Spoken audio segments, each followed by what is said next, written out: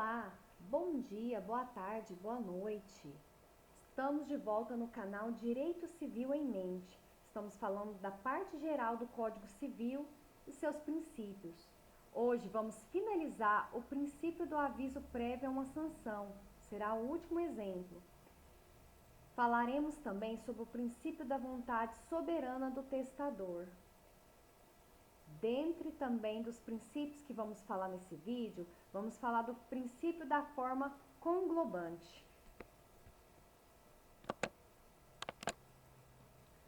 Para finalizar o princípio do aviso prévio a uma sanção, com o último exemplo da intimação prévia do devedor para aplicação da multa no artigo 523 do Código de Processo Civil.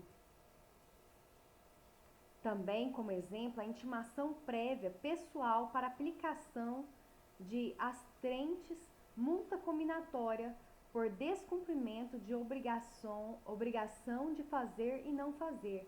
Este está na súmula 410 do STJ. Por último, o protesto anteriormente ao pedido de falência. Esses são os últimos exemplos do princípio do aviso prévio a uma sanção. Em seguida, vamos falar do princípio da vontade soberana do testador. Aqui encontra-se palavras-chave, que é a revogação livre, interpretação favorável, flexibilização formal e presunção de capacidade. Dentro do princípio da vontade soberana do testador, o prestígio que deve ser dado à manifestação de vontade expressa do testador, ou seja, deve-se dar relevante prioridade à vontade do testador. É admitida a revogação do testamento a qualquer momento. Também é determinado que, no caso de cláusula testamentária dúbia, deve prevalecer a interpretação mais compatível com a vontade do testador.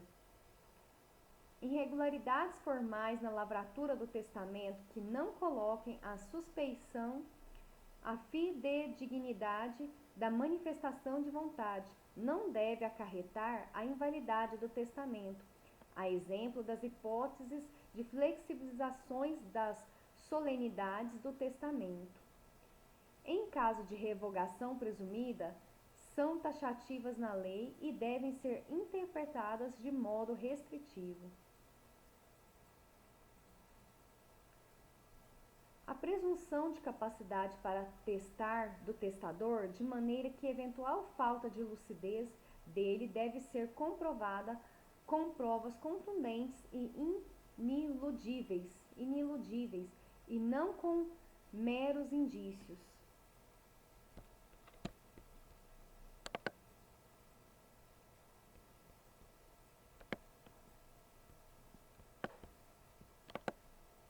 Por último, neste vídeo, vamos falar do princípio da forma conglobante. A forma mais rigorosa abrange as demais. Uma escritura pública, por seu rigor, abrange um instrumento particular. Se um contrato pode ser feito por instrumento particular, também o poderá ser feito por escritura. Quem pode o mais, pode o menos. No exemplo 1, vamos falar da conversão formal, que está no artigo 183 do Código Civil. É um exemplo claro.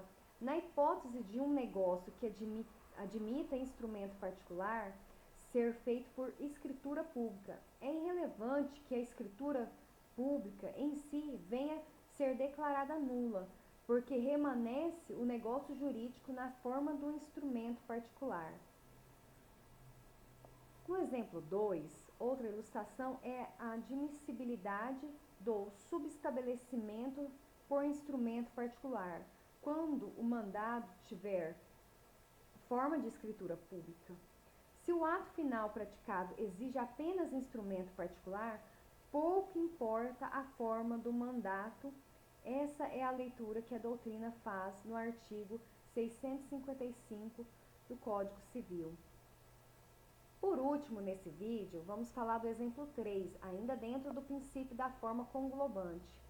Igual raciocínio se dá ao distrato. Esse pode assumir a forma de instrumento particular, se o contrato, por excesso de formalidade, tenha sido por escritura pública. Está no artigo 472 do Código Civil. Por fim, deixe seu joinha e compartilhe esse canal.